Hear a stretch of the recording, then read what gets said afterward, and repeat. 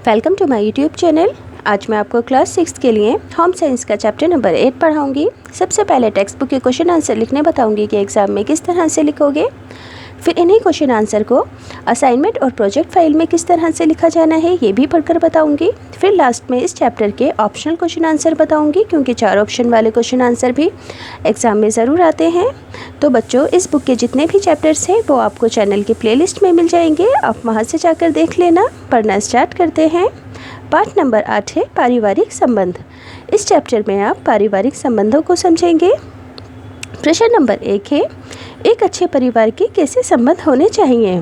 तो पहले क्या लिखोगे परिवार के बारे में, कि जिस परिवार में बच्चे का जन्म और पालन पोषण होता है, यानी कि जिस परिवार में बच्चा पलता है, उस परिवार का उसके जीवन पर सबसे ज़्यादा प्रभाव पड़ता है। घर ही बच्चे का पहला स्कूल होता है।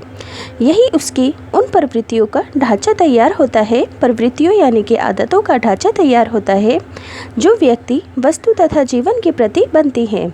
बच्चे के प्रारंभिक जीवन में निर्धारित हुई ये प्रवृत्तियाँ हमेशा उसके साथ रहती हैं। आदतें जो स्टार्टिंग में वो अपने परिवार से सीखता है, आने वाले जीवन में इन प्रवृत्तियों, इन आदतों को बदला अवश्य जा सकता है, परंतु जड़ से समाप्त नहीं किया जा सकता। अब घर एवं परिवार के बारे में लिखोगे।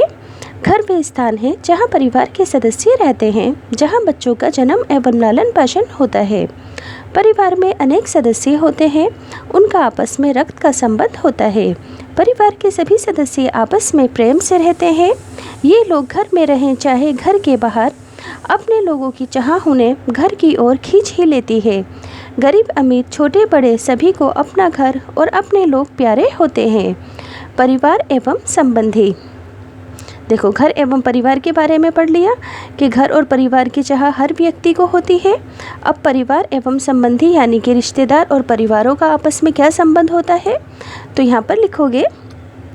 एक भारतीय परिवार में माता पिता, भाई बहन, दादा दादी, नाना नानी आदि के अतिरिक्त चाचा चाची, मामा मामी, बुआ मौसी, चचेरे भाई बहन, ममेरे भाई बहन होते हैं। पुराने नौकर चाकर जो बहुत अरसे से घर में कामकाज करते हैं भी परिवार का अंग बन जाते हैं। इनमें से बहुत से सदस्य एक ही घर में रहते हैं। एक ही घर में रहने वाले एक ही परिवार के सदस्य, छोटे हो या बड़े, गरीब हो या अमीर, स्वस्थ हो या अस्वस्थ, सभी के मन में परिवार के प्रति सहज भावना होती है। अच्छे संबंध, वे घर सचमुच स्वर्ग के समान होता है, जहाँ परिवार के सभी सदस्य एक दूसरे के साथ मिलकर रहते हैं।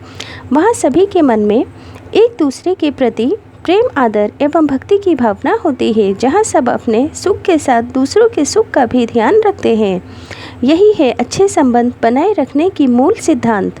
जिस घर में रहने वालों के आपसी संबंध अच्छे होते हैं, वहाँ पलने वाले बच्चों की प्रवृत्तियाँ यानी कि आदतें एवं व्यक्तित्व भी इन अच्छी बातों से अछूते नहीं रहते। जब बच्चा अपने अभिभावकों में प्यार, दुलार, समझदारी, नम्रता, निस्वार्थ विश्वास आदि गुणों का अनुभव करता है, तो उसमें भी ये सारे गुण स्वयं ही आ जाते हैं। आप इतना तो अपना लर्न करके लिख लेना। अगर असाइनमेंट प्रोजेक्ट फाइल में लिखना हो तो इसके आगे का भी लिख देना कि अन्य सदस्यों के साथ मिलजुल कर रहने की शिक्षा बच्चे अपने अभिभावकों से सीखते हैं। बच्चा जब अपने परिवार के साथ मिलकर रहना सीखता है, तभी उसे समाज के नियमों व रीति रिवाजों को मानने का महत्व भी समझ में आता है। माता पिता के सामाजिक व्यवहार के ढांचे पर ही बच्चे का सामाजिक विकास होता है। इस प्रकार परिवार में रहकर बच्चा उस व्यवहार को सीखता है जो समाज को मान्य है तथा समाज में रहने के लिए आवश्यक है। प्रश्न नंबर 2, परिवार के सदस्यों के प्रति कैसा व्यवहार होना चाहिए। तो परिवार के सदस्यों के प्रति व्यवहार, परिवार में जितने भी व्यक्ति होते हैं सभी का एक दूसरे से कुछ ना कुछ नाता होता है। संबंध के अनुसार हर व्यक्ति से भिन्न भिन्न प्रकार के व्यवहार की आशा की जाती है। माता पिता का आपसी व्यवहार भाई बहन के आपसी व्यवहार से भिन्न होता है, यानी कि माता पिता का आपस का बातचीत करने का व्यवहार अलग होता है, भाई बहनों का अलग होता है। घर में अच्छे संबंध बनाए रखने के लिए यह आवश्यक है कि घर का प्रत्येक सदस्य ये भली भरकर समझ ले कि उसे घर में रहने वाले प्रत्येक सदस्य से कैसा व्यवहार करना है। अपने घर में सदैव सुख शांति बनाए रखने के लिए बच्चों को भी प्रयत्नशील यानी कि कोशिश करते रहना चाहिए। उसे भी घर के प्रत्येक व्यक्ति के साथ उचित व्यवहार करना चाहिए, जिससे सभी प्रसन्न हो सकें। अब अगर देखो 2 नंबर का क्वेश्चन आएगा तो इतना लिख देंगे, अगर 4 नंबर का आएगा तो इससे आगे का भी लिख देंगे, और असाइनमेंट प्रोजेक्ट फाइल में भी इससे आगे का ये सब कुछ लिख देंगे। पढ़कर बता देती हूँ, सुन लोगे तो अपने लफ्ज़ों में बनाकर लिख सकते हो। माता पिता के प्रति व्यवहार। माता पिता अपने बच्चों का पालन पोषण कितने लाड प्यार से करते हैं।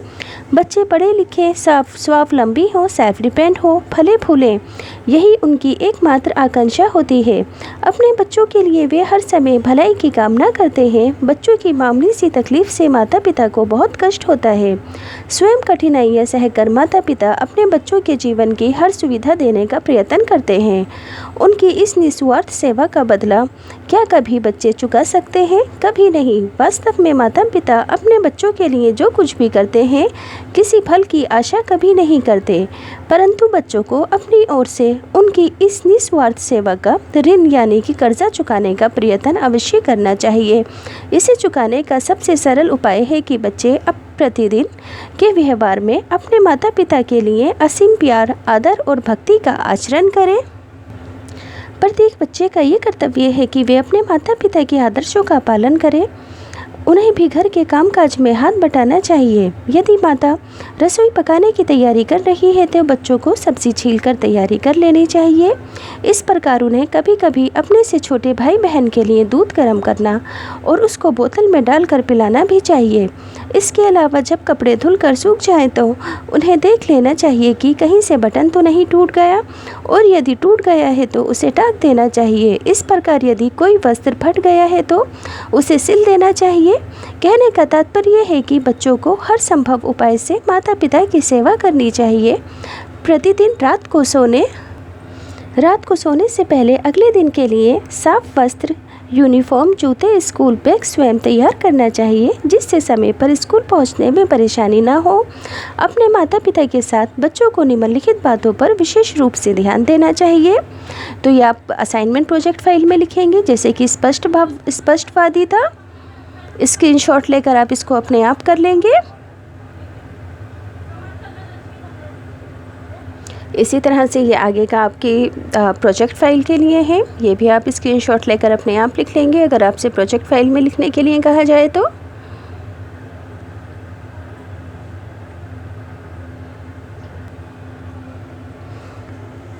क्योंकि इतना बड़ा आंसर तो कॉपी के अंदर नहीं लिखा जाएगा, इसे आप अपने आप लिखकर अपने आप पढ़ लेंगे। अगला क्वेश्चन है, परिवार में कौन कौन से सदस्य होते हैं? तो एक भारतीय परिवार में अनेक सदस्य होते हैं, जैसे माता पिता, भाई बहन, दादा दादी, चाचा चाची, बुआ मौसी, चचेरे मसोरे, भाई बहन, फुफेरे, नौकर चाकर, जो बहुत समय से घर में कामकाज करते आ रहे हैं, वे भी परिवार का एक अंग बन जाते हैं। इनमें बहुत से सदस्य एक ही घर में रहते हैं। एक ही घर में रहने वाले एक ही परिवार के सदस्यों के विचार एक दूसरे से अलग हो सकते हैं, लेकिन उनमें अपनेपन की भावना होती है। छोटे बड़े, धनी निर्धन, स्वस्थ अस्वस्थ, सबसे घर परिवार के प्रति लगाव एवं श्रद्धा होती है।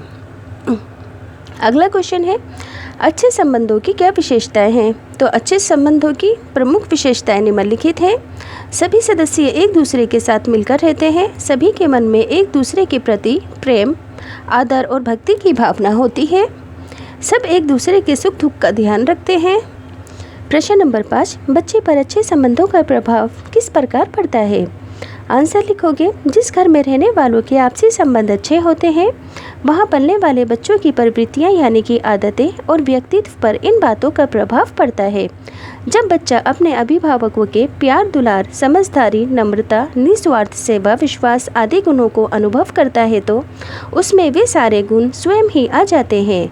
बच्चा जब अपने परिवार के साथ मिलजुल कर रहना सीखता है, तभी उसे समाज के नियमों, रीति रिवाजों को मानने का महत्व भी समझ में आता है। माता पिता के सामाजिक व्यवहार के ढांचे पर ही बच्चे का सामाजिक विकास होता है। जिस तरीके से माँ बाप का बिहेव होता है, वही बच्चा सीखता है जो अपने घर परिवार में देखता है। प्रश्न नंबर 6, किसी ऐसी घटना का वर्णन करो जिस कारण तुम्हारे माता पिता ने तुम पर गर्व किया हो तथा घटना का भी वर्णन करना है जिस कारण वे तुमसे नाराज़ हुए हो। एक दिन मैं बिना बताए अपनी सहेली के घर चली गई थी जिस कारण माता पिता ने मुझे बहुत ढूंढा और हर जगह मुझे ढूंढा। जब मैं वापस आई तब वे बहुत नाराज़ हुए और मुझे डांटा। मैंने उनसे क्षमा मांगते हुए ऐसी गलती दोबारा ना करने का वादा किया। फिर दूसरी घटना है गर्व वाली। एक दिन मैंने अपने दोस्त की मदद की थी। वह रास्ता पार करते हुए चुस्की खा रहा था कि अचानक एक कार मुझे आती दिखी। उसमें 2 व्यक्ति थे। वे राजू को पकड़ने लगे तो मैंने ज़ोर से शोर मचाना शुरू किया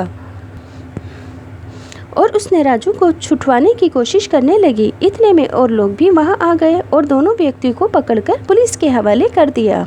इस प्रकार मेरे माता पिता ने मेरे साहसपूर्ण कार्य पर मुझ पर गर्व किया। प्रश्न नंबर 7, तुम्हारे दादा दादी अथवा नाना नानी के संग हुए कुछ रुचिपूर्ण अनुभवों का वर्णन करो। तुम्हारे दादा दादी अथवा नाना नानी के संग हुए कुछ रुचिपूर्ण अनुभव जो है उनको बताना है। गर्मियों की छुट्टियां बिताने में मैं नाना के घर गई हुई थी। ये जब की बात है, कमरे में गर्मियों से बचने के लिए दोपहर में हम सब आराम कर रहे थे। अचानक खिड़की से एक तख्ता आकर गिरा। मुझे नींद में लगा कि बंदर ने अंदर छलांग लगा दी और बिना देखे ज़ोर ज़ोर से चीखने लगी कि बंदर आ गया और रोने भी लगी। तभी अचानक मुझे नानी ने गले से लगाया और बताया कि वे बंदर नहीं, तख्ता आकर गिरा। मेरे छोटे भाई ने मेरा खूब मजाक उड़ाया और नाना नानी और मैं भी बाद में खूब हंसे। प्रश्न नंबर 8, तुम्हें अपने भाई बहनों की कौन सी बातें अच्छी लगती हैं? मुझे अपने भाई बहनों की निम्न आदतें अच्छी लगती हैं। मेरे भाई बहन एक दूसरे से ईर्ष्या नहीं रखते, आपस में लड़ते झगड़ते नहीं हैं, हम सब साथ खेलते हैं। अपने चचेरे भाई बहन के संग किसी अन्य शहर में बिताए हुए एक दिन का वर्णन करना है तो मेरे चाचा जी हिमाचल में रहते हैं। मेरे चचेरे बहन भाई भी वहाँ हैं। वहाँ हम गर्मियों की छुट्टियों में गए थे। हमारे वहाँ पहुँचते ही उन्होंने हमारा ज़ोरदार स्वागत किया। चचेरी बहन ने हमारे नहाने धोने का विश्राम करने का प्रबंध किया। दूसरे दिन हम सब मिलकर मनाली देखने गए। वहाँ हमने प्राकृतिक दृश्य का खूब आनंद उठाया। घर आकर मैंने और मेरी चचेरी बहन ने रात का खाना साथ मिलकर परोसा। खाना खाकर हम सब सोने चले गए। अपने मित्र से मित्रता बनाए रखने के लिए किन बातों का ध्यान रखोगे? मित्र से मित्रता बनाए रखने के लिए हम निम्न बातों का ध्यान रखेंगे। हम स्वयं पहले अच्छे मित्र बनेंगे। हम मित्र के सुख दुख में काम आएंगे। हम मित्रों के लिए कोई भी बलिदान करने के लिए तत्पर रहेंगे। हम मित्र पर विश्वास करेंगे तथा उसके प्रति वफादार रहेंगे। हम मित्र की इच्छाओं, विश्वास, रीति रिवाजों आदि का सदा आदर करेंगे। हम मित्र को बुराई से बचाएंगे तथा सच्चाई की ओर ले जाएंगे।